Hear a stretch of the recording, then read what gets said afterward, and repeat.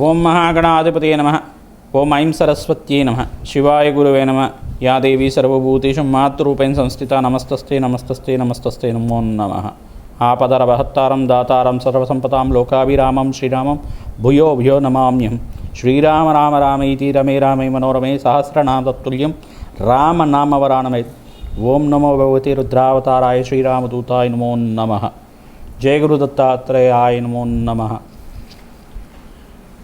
YouTube ప్రేక్షకులందరికీ కూడా నమస్కారం అండి. నేను పాలపర్తి గురునాథ్ శర్మ, జ్యోతిషం వాస్తు సిద్ధాంతిని. మీకంతా కూడా ఈ రోజున ఈ యొక్క వేదిక్ జ్యోతిషం ప్రకారంగా ఈ యొక్క హనుమత్ జయంతి అంతా కూడా ఈ యొక్క విశ్వసన సంవత్సరం వైశాఖ మాసం దశమ్యాం పుణ్యతిథు ఎప్పుడైనా కానీ బహుళ దశమి, ఈ యొక్క వైశాఖ మాసంలో వచ్చే బహుళ దశమి అంతా కూడా పూర్వభద్ర నక్షత్రయుక్తంగా ఈ యొక్క దశమి అంతా కూడా ఈ యొక్క ఆంజనేయ స్వామి జయంతి అంతా కూడా దిగ్విజయంగా చేయడం జరుగుతుంది. దశమి తిథి రోజునంతా కూడా వైశాఖ మాసం వచ్చే దశమి తిథి రోజు అంతా కూడా ఈ యొక్క ఆంజనేయ స్వామి జయంతిగా తెలుగు రాష్ట్రాల్లో అంతా కూడా పుణ్య కార్యక్రమాలంతా కూడా ఆంజనేయ స్వామి వారికి పంచామృత అభిషేకము, విశేషమైన పూజ అంతా కూడా నిర్వహించడం, పుణ్యకార్యాలు, యజ్ఞాధికృతులు, మన్యసూక్త పారాయణ, పవమానసూక్త పారాయణ అంతా కూడా చేసుకోవడం, ఈ యొక్క పురుషసూక్త విధానంగా అంతా కూడా యజ్ఞాధికృతులు చేయడం, శ్రీరామ మూలమంత్ర జప అనుష్ఠానాలంతా కూడా ఆచరించడం, ప్రధానంగా ఆ యొక్క హనుమాన్ చాలీసా పారాయణం అంతా కూడా భక్తులు దిగ్విజయంగా చేస్తుంటారు. ఈ యొక్క హనుమత్ జయంతి రోజున ఈ యొక్క హనుమంతుడి యొక్క చరిత్ర వినడం వల్ల మరియు హనుమంతుడి యొక్క విశేషాలు, ప్రధానంగా గ్రహదోషాల నివారణ కోసం హనుమంతుడికి ఎటువంటి పూజలు చేయాలి, ప్రధానంగా ఆంజనేయ స్వామి వారికి తమలపాకు పూజ ఏ రకంగా ఆచరించాలి, సింధూరాభిషేకాదులు ఏ రకంగా చెయ్యాలి, ప్రధానంగా విశేషమైన పూజ అభిషేకాది కార్యక్రమాలు కానీ యజ్ఞాది కృతులు ఆచరించుకోవడం వల్ల మేషాది ద్వాదశ రాశుల వాళ్ళకి ఎటువంటి పరిహారం చేసుకుంటే ఏ గ్రహదోషం అంతా కూడా పోయి వాళ్ళకున్న గోచారరీత్యా కానీ జన్మజాతకంలో ఉండే కానీ సకల గ్రహదోషాలంతా కూడా నివృత్తి అయ్యి నివారణ అయ్యి అందరికి కూడా అఖండమైన అష్టైశ్వర్య ప్రాప్తి, సీతారాముల అనుగ్రహం అంతా కూడా శీఘ్రంగా కలిగి శ్రీరామ పరబ్రహ్మ దేవతుడంతా కూడా అనంతమైన వరాలిచ్చే దేవుడు కావున భక్త సులభుడైన శ్రీరామచంద్రుడి యొక్క అనుగ్రహం అంతా కూడా అందరికీ లభిస్తుంది. ఈ యొక్క కేసరి నందుడైన ఆంజనేయ స్వామి అనుగ్రహం అంతా కూడా శ్రీరామదూతుడైన ఆంజనేయ స్వామి అనుగ్రహం అంతా కూడా శీఘ్రంగా లభించాలని చెప్పేసి ఈ యొక్క కార్యక్రమం అంతా కూడా చేయడం జరుగుతుంది. ప్రధానంగా ఈ రోజున ఈ యొక్క కంటెంట్లో అంతా కూడా ప్రతి విషయంలో కూడా భక్తిగా శ్రద్ధగా శ్రీరామచంద్ర స్వామిని అంతా కూడా ఎవరైతే భక్తిగా నామస్మరణ చేస్తుంటారో శ్రీరామ జయ రామ జయ జయ రామ రామ ఈ నామాన్ని ప్రతినిత్యం కూడా జపించిన మాత్రం చేతనే, విన్న మాత్రం చేతనే హనుమంతుడంతా కూడా అనుగ్రహం అంతా కూడా ఇస్తుంటాడట. రామ శబ్దాన్ని ఎక్కడైతే పలుకుతుంటారో, రామ అనేది అంతా కూడా శబ్దం ఎటువంటి పదం నుంచి వచ్చింది, అష్టాక్షరి మంత్రం నుంచి ఒక శబ్దము, మరియు పంచాక్షరి మంత్రం నుంచి అంతా కూడా మకార శబ్దం అంతా కూడా రావడం జరిగింది. నారాయణాయ అనే శబ్దం నుంచి ఓం నమో నారాయణాయ, ఈ నారాయణాయ శబ్దం నుంచి రకార శబ్దం మరియు ఓం నమ శివాయ అనే శబ్దం నుంచి ప్రధాన మకార శబ్దం అంతా కూడా రకార మకార శబ్దం అంతా కూడా ఓంకార స్వరూపానికన్నా శక్తివంతమైన ప్రధానంగా ఓంకార స్వరూపంగా ఉంటుంది. ప్రధానంగా బీజమంత్రం ఇదంతా కూడా రామ శబ్దం అనేది ప్రధానంగా అత్యంత పుణ్యప్రధానమైన శబ్దం. ప్రధానంగా ఈ శబ్దాన్ని ప్రధానంగా ఈ నామాన్ని ఎవరైతే ఉచ్చరించిన మాత్రం చేతనే జన్మాంతరమైన కోటి జన్మల పాపాలంతా కూడా పోయి, కోటి పాపాలంతా కూడా పోయి ఈ యొక్క అఖండమైన దేవతా అనుగ్రహం అంతా కూడా శ్రీరామచంద్ర స్వామి అనుగ్రహం అంతా కూడా పొందే విధంగా భక్త సులభుడైన శ్రీరామచంద్ర స్వామి అనుగ్రహం అంతా కూడా ఒక అనుగ్రహం అంతా కూడా లభిస్తుంది. తద్వారా రామ రామ రామ అనే శబ్దాన్ని అంతా కూడా జపం చేయండి. తద్వారా నామస్మరణ మాత్రం చేతనే భగవంతుడు భక్త సులభుడు కావున కలియుగంలో ఎవరైతే కనుక నామస్మరణ చేస్తూ ఉంటారో వాళ్ళకంతా కూడా అఖండ యజ్ఞాతి క్రతువులు చేసుకున్న ఫలితం అంతా కూడా లభిస్తుంది. తద్వారా ఆంజనేయ స్వామి వారు కూడా ప్రధానంగా రామభక్తిని అంతా కూడా చాటింపు చేశారు కావున రామ శబ్దాన్ని అంతా కూడా పలికడం మాత్రం చేతనే రామనామానికి రాముడి కన్నా ఎక్కువ శక్తి ఉంది అని చెప్పేసి నిరూపణ చేశారు. ప్రధానంగా శ్రీరామచంద్ర స్వామి కన్నా రామ శబ్దానికి ఎక్కువ శక్తి ఉంది అని చెప్పేసి అన్నారట. ప్రధానంగా రామ శబ్దాన్ని, అందుకే రామనామానికి ప్రధానంగా రాముడు శ్రీరామచంద్ర స్వామి ఒక అస్త్రాన్ని అంతా కూడా ఉపయోగించారు. ప్రధానంగా ఎవరైతే కనుక శ్రీరాముడి యొక్క అస్త్రం అంతా కూడా ఎవరైతే కనుక దైత్య దానాలంతా కూడా సంహారం చేసుకోవడానికి ఉపయోగిస్తారో, తద్వారా కుంభకర్ణ, రావణ సకల రాక్షసులంతా కూడా సంహారం చేస్తుందట శ్రీరాముడి యొక్క అస్త్రం అంతా కూడా. అటువంటి దివ్యమైన అస్త్రం అంతా కూడా ఈ యొక్క అగస్త్య మహాముని యుద్ధ సమయంలో కూడా శ్రీరామచంద్రస్వామికి ఇచ్చారట.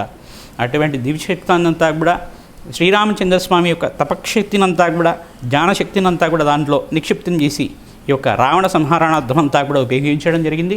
అటువంటి శ్రీరామచంద్రస్వామి అంతా కూడా అఖండమైన శుభప్రదమైన అనుగ్రహించే దేవుడు కావున కోటి యజ్ఞాల ఫలితం అంతా కూడా లభిస్తూ ఉంటుంది. అందరికి కూడా భక్తులకంతా కూడా శీఘ్రంగా వరాలిచ్చే దేవుడు కావున అందరూ కూడా భక్తిగా శ్రద్ధగా శ్రీరామ కోటి నామాన్ని రచించండి, లేదా శ్రీరామ జపాన్నైనా చేయండి, శ్రీరామ యజ్ఞాధికృతులు చేయండి. తద్వారా లోక కళ్యాణం కలుగుతుంది. తద్వారా సీతారామచంద్రస్వామి యొక్క అనుగ్రహం అంతా కూడా, ఆంజనేయ స్వామి అనుగ్రహం అంతా కూడా లభిస్తుంది. కావున అందరికీ శ్రీరామచంద్రస్వామి అనుగ్రహం అంతా కూడా లభించాలని చెప్పేసి ఈ కార్యక్రమం అంతా కూడా చేయడం జరుగుతుంది. ప్రధానంగా చూసుకుంటే ఈ యొక్క శ్రీరామ జననం ఈ రకంగా జరిగింది. త్రేతాయుగంలో అంతా కూడా లోకకంఠకుడైన రావణ పరబ్రహ్మ అని చెప్పేసి అంటారు. ఈయన రాక్షసుడైనప్పటికి కూడా బ్రహ్మవంశంలో పుట్టాడు కావున, బ్రాహ్మణ వంశంలో పుట్టాడు కావున రావణ పరబ్రహ్మ అని చెప్పేసి అంటారు. రావణ బ్రహ్మ, రామ బ్రహ్మ అంటారు. ఈయనంతా కూడా రావణ బ్రహ్మ అని చెప్పేసి అంటారు.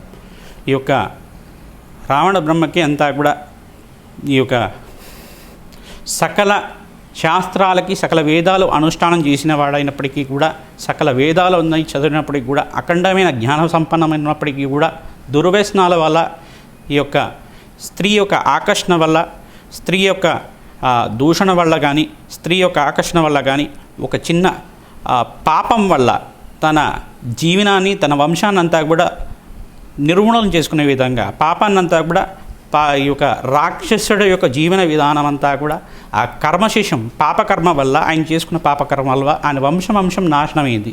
తద్వారా అఖండమైన తంత్రజ్ఞాన సంపన్నుడైనప్పటికీ, సకల శాస్త్ర సంపన్నుడైనప్పటికీ కూడా ఈ యొక్క మానవుడి చేతిలో మరణం అనేది ఆయనకి సంభవిస్తుందని చెప్పేసి తద్వారా నంది శాపం అంతా కూడా ఇవ్వడం జరిగింది. ఈ యొక్క వానరుల చేతుల్లో అంతా కూడా గర్వభంగం జరుగుతుందని చెప్పేసి నందీశ్వరుడు అంతా కూడా రావణ బ్రహ్మకంతా కూడా శాపం ఇవ్వడం జరిగింది. అంతా కూడా ఇతిహాసంలో చూసుకుంటే రామాయణంలో అంతా కూడా శ్రీరామచరణం ఈ రకంగా జరిగింది. దశరథ మహారాజుకంతా కూడా అయోధ్యనంతా కూడా పరిపాలన చేసే మహారాజు అంతా కూడా ఇక్ష్వాకు వంశంలో ఉండే మహారాజు, రఘువంశానికి చెందిన మహారాజు అంతా కూడా దశరథ మహారాజు. ఆయనంతా కూడా దశరథుడికి ప్రధానంగా దశరథ మహారాజుకి 60,000 సంవత్సరాల దాకా సంతానం లేనప్పటికీ కూడా ఈ యొక్క వశిష్ఠ మహాముని చెప్పారన్నమాట. ఇప్పుడైతే కనుక ఋష్యశృంగ మహర్షితోటి నీ రాజ్యంలో తీసుకొచ్చి యజ్ఞాధికృతులు చేయడం వల్ల, ఈ యొక్క పుత్రకామేష్టి యాగం చేయడం వల్ల దేవతా శక్తితో ఉన్న దివ్యమైన సంతానం కలుగుతుంది నీకంతా కూడా అని చెప్పేసి చెప్పడం జరిగింది. ఆ ఋష్యశృంగ మహర్షి అంతా కూడా తీసుకురావడం జరిగింది. తన కుమార్తెనిచ్చి కళ్యాణం చేయడం వల్ల ఈ యొక్క ఋష్యశృంగ మహర్షి అంతా కూడా అయోధ్యకి రావడం, అక్కడంతా కూడా ఆ ఋష్యశృంగ మహర్షి ఆధ్వర్యంలో అంతా కూడా సప్త ఋషులు, వేద ఋషులంతా కూడా వచ్చి అక్కడ యాగం చేయడం, ఈ యొక్క అగ్ని పురుషుడంతా కూడా సాక్షాత్కరించి ఒక దివ్యమైన పాయసాన్ని అంతా కూడా ఇవ్వడం, తన భార్యలకంతా కూడా ఇచ్చారన్నమాట. ఇచ్చిన తర్వాత ఈ యొక్క సంతానం అంతా కూడా జరిగింది. ఈ యొక్క రామ లక్ష్మణ భర్త శక్తినిధనంతా కూడా పుట్టారన్నమాట. తద్వారా శ్రీరామ జననం అంతా కూడా జరిగింది. ఇక్కడ శ్రీరామ జననం ఇతిహాసం అంతా కూడా వినడం వల్ల మనకి జన్మాంతరమైన పుణ్యప్రాప్తి కలుగుతుంది. అఖండమైన పుణ్యప్రాప్తి వల్ల కోటి యజ్ఞాన ఫలితం కలుగుతుంది. శ్రీరామచంద్రస్వామి అనుగ్రహం అంతా కూడా లభిస్తుంది. బాలకాండలో అంతా కూడా చూసుకుంటే శ్రీరామ జననం ఇతిహాసం అంతా కూడా వినడం వల్ల, బాలకాండనంతా కూడా పారాయణం చేసుకోవడం వల్ల అఖండమైన తేజవంతమైన జీవితం లభిస్తూ ఉంటుంది. సర్వ పాపాలంతా నివృత్తి జరిగి అష్టైశ్వర ప్రాప్తి కలుగుతుందని చెప్పేసి ఇతిహాసం చెప్పడం జరిగింది.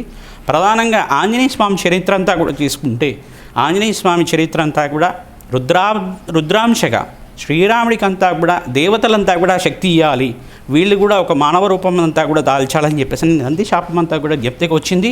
దేవతలకంతా కూడా ఈ యొక్క రుద్రాంశగా అంతా కూడా పరమేశ్వరుడు అంశగా అంతా కూడా ఎక్కడైతే మహావిష్ణువు అంతా కూడా స్వామివారు అంతా కూడా అవతారం ఎత్తుంటారు, పరమేశ్వరుడు అంతా కూడా సహాయం చేయడానికి అక్కడ అవతారం ఎత్తుంటారు. తద్వారా ప్రతి ఒక్క అవతారంలో అంతా కూడా ఈ యొక్క శివకేశవుల కలయిక అనేది ఉంటుంది. ప్రధానంగా చూసుకుంటే ఇక్కడంతా కూడా పరమేశ్వరుడు రుద్రాంశగా అంతా కూడా అంజనాదేవి ఒక శక్తికంతా కూడా ఈ యొక్క వాయుదేవుడి యొక్క సహాయార్థం అంతా కూడా తీసుకొని వాయుదేవుడికి అంతా కూడా తన శక్తినంతా కూడా ఇవ్వడం వల్ల వాయుదేవుడి కోసం తపస్సు చేస్తున్న ప్రధానంగా పరమేశ్వరుడి కోసం తపస్సు చేస్తున్న అంజనాదేవి గర్భంలో అంతా కూడా జనించడం, రుద్రవీర్య సంభూతుడైన వాయుదేవుడి కుమారుడైన ఆంజనేయ స్వామి ప్రధానంగా ఈ యొక్క రుద్రాంశగా జనించడం అనేది రుద్రావతార స్వరూపంగా ఉంటారు. ప్రధానంగా ఆంజనేయ స్వామి అంతా కూడా ఇటువంటి దివ్యమైన చరిత్రం వినడం వల్ల ప్రధానంగా కేశినేంద్రుడు పవనసుతుడు అంజనా గర్భ సంభూతుడైన అంజనాసుతుడైన ఆంజనేయ స్వామి చరిత్ర వినడం వల్ల పంచముఖాత్ముడు ఈ యొక్క అఖండమైన తేజవంతమైన జీవితాన్ని జీవించిన వాడు రామభక్త పరాయణుడు రామభక్తుడైన ఆంజనేయ స్వామి చరిత్ర వినడం వల్ల సకల దోషాలంతా కూడా నివృత్తి జరిగి అఖండమైన అష్టేశ్వర ప్రాప్తి కలగడానికి ఆస్కారం ఉంటుంది.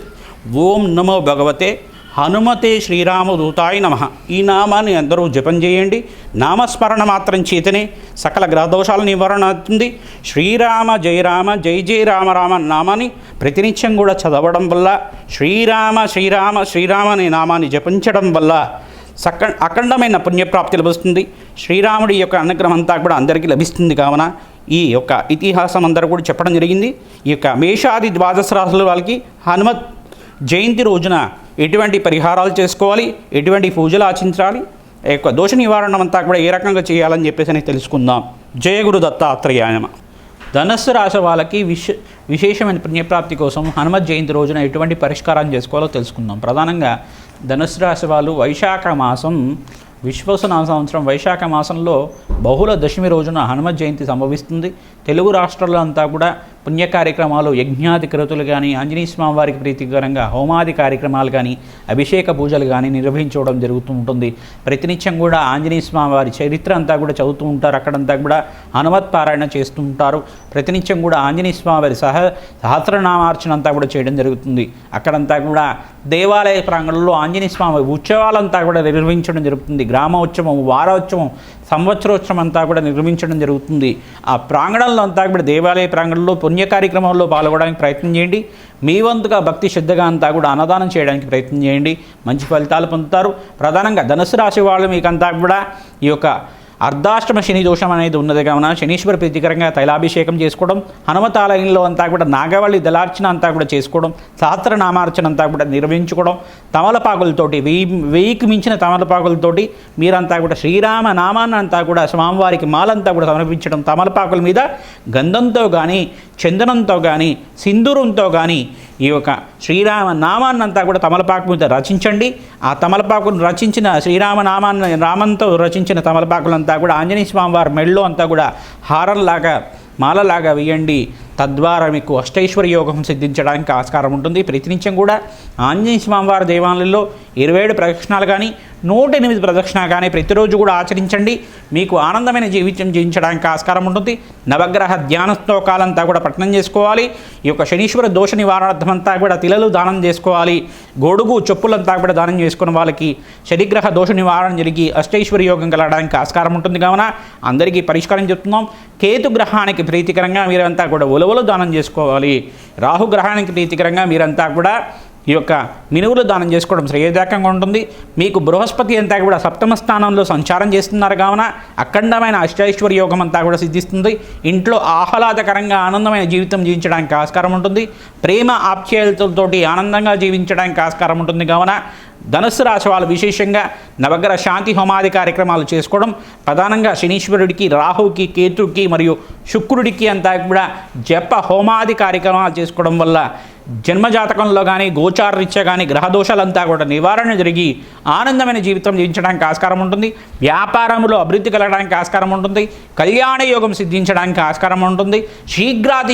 అతి శీఘ్రంగా వివాహాది శుభకార్యాలు జరగడానికి ఆస్కారం ఉంటుంది. కావున గురువు అంతా కూడా సప్తమ స్థానంలో సంచారం చేస్తే వివాహాది శుభకార్యాలు జరుగుతాయి. కావున ఈ గృహయోగం కూడా సిద్ధిస్తుంది. కావున ఈ యొక్క పరిష్కారం అంతా కూడా నిర్వహించండి. ప్రధానంగా జన్మజాతకం అని ప్రధానంగా ఉంటుంది. మీ జన్మజాతకం అంతా కూడా జ్యోతిష్య పండితులతోటి మీరంతా కూడా విశ్లేషణ చేయించుకొని పరిహారం చేసుకోవడం వల్ల ఆనందమైన జీవితం జీవించడానికి, వివాహాది శుభకార్యాలు, వ్యాపార అభివృద్ధి కలగడానికి, మీ యొక్క కోరికలంతా కూడా తీరి ఆనందమైన జీవితం జీవించడానికి ఆస్కారం ఉంటుంది. కావున ఈ పరిష్కారం అంతా కూడా చెప్తున్నాం. జయ గురు దత్తాత్రేయాయ.